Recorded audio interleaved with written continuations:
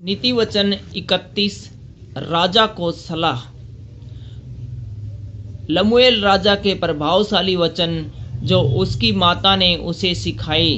हे मेरे पुत्र, मेरे निज पुत्र, हे मेरी मन्नतों के पुत्र, अपना बल स्त्रियों को न देना, न अपना जीवन उनके वश में कर देना जो राजाओं का पौरुष खा जाती है।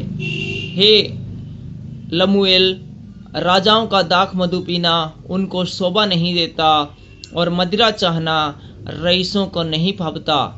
ऐसा न हो कि वे पीकर व्यवस्था को भूल जाएं और किसी दुखी के हक को मारे। मदिरा उसको पिलाओ जो मरने पर है और दाख मधु उदास मन वालों को ही देना, जिससे वे पीकर अपनी दरिद्रता को भूल जाएं और अपने कठिन श्रम फिर स्मरण न करें। गूंगे के लिए अपना मुंह खोल और सब अनाथों का न्याय उचित रीति से किया कर। अपना मुंह खोल और धर्म से न्याय कर और दीन दरिद्रों का न्याय कर। आदर्श पत्नी। भली पत्नी कौन पा सकता है, क्योंकि उसका मूल्य मूंगों से भी अधिक है। उसके पति के मन में उसके प्रति विश्वास है और उसे लाभ की घटी नहीं होती। वह अपने जीवन के सारे दिनों में उससे बुरा नहीं वरन भला ही व्यवहार करती है। वह ऊन और सन ढूंढ ढूंढ कर अपने हाथों से प्रसन्नता के काम करती है। वह व्यापार के जहाज़ों के समान अपनी भोजन वस्तुएं दूर से मंगवाती है। वह रात ही को उठ बैठती और अपने घराने को भोजन खिलाती है और अपनी दासियों को अलग अलग काम देती है। वह किसी खेत के विषय सोच विचार करती और उसे मोल ले लेती है और अपने परिश्रम के फल से दाख की बारी लगाती है। वह अपनी कटी को बल के फेंटे से कसती है और अपनी बाहों को दृढ़ बनाती है। वह परख लेती है कि मेरा व्यापार लाभदायक है, रात को उसका दिया नहीं बुझता।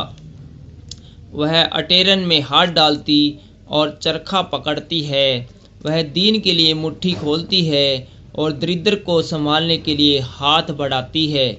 वह अपने घराने के लिए हीम से नहीं डरती, क्योंकि उसके घर के सब लोग लाल कपड़े पहनते हैं।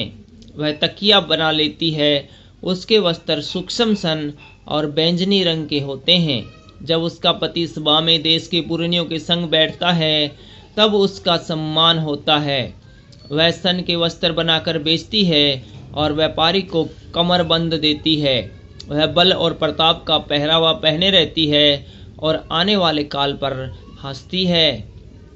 वह बुद्धि की बात बोलती है और उसके वचन कृपा की शिक्षा के अनुसार होते हैं। वह अपने घराने के चाल चलन को ध्यान से देखती और अपनी रोटी बिना परिश्रम नहीं खाती। उसके पुत्र उठ उठकर उसको धन्य कहते हैं। उसका पति भी उठकर उसकी ऐसी प्रशंसा करता है। बहुत सी स्त्रियों ने अच्छे अच्छे काम तो किए हैं, परंतु तू उन सबों में श्रेष्ठ है। शोभा तो झूठी और सुंदरता व्यर्थ है, परंतु जो स्त्री यहोवा का भय मानती उसकी प्रशंसा की जाएगी। उसके हाथों के परिश्रम का फल उसे दो और उसके कार्यों से सभा में उसकी प्रशंसा होगी। Thank you.